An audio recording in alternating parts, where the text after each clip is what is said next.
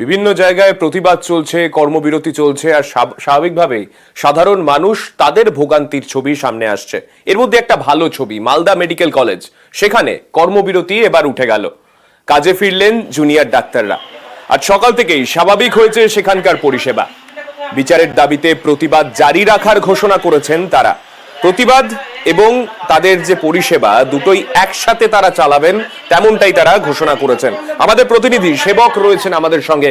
সেবক, হাসপাতালে তো প্রত্যেক দিন প্রচুর মানুষ আউটডোর সহ বিভিন্ন ডিপার্টমেন্টে ট্রিটমেন্ট করাতে আসেন। আজকে থেকে তারা যে স্বাভাবিক পরিষেবা পাচ্ছেন, কতটা খুশি তারা?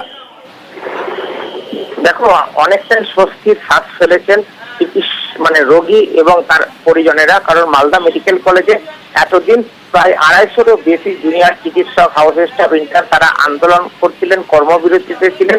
শুধুমাত্র সিনিয়র চিকিৎসক, অধ্যাপক তারা চিকিৎসার মাধ্যমে পরিষেবা দিচ্ছিলেন। তাতে পরিষেবা চালু থাকলেও পরিষেবার ক্ষেত্রে কিন্তু ব্যাঘাত ঘটছিল। আর এক্ষেত্রে জুনিয়র চিকিৎসকদের আজ কাজে ফেরা, এটা নিঃসন্দেহে একটা ভালো খবর, অন্তত রোগী এবং তাদের পরিজনদের ক্ষেত্রে। আর ঘটনায় সন্তোষ প্রকাশ করেছেন মেডিকেল কলেজ কর্তৃপক্ষ। যদিও আন্দোলনকারীদের তরফে যেটা জানা গেছে, তারা কিন্তু প্রতিবাদ জারি রাখছেন। ওপিডি সহ প্ল্যান যে সমস্ত অপারেশন হয় সেগুলিতে তারা এখনই যোগ দিচ্ছেন না।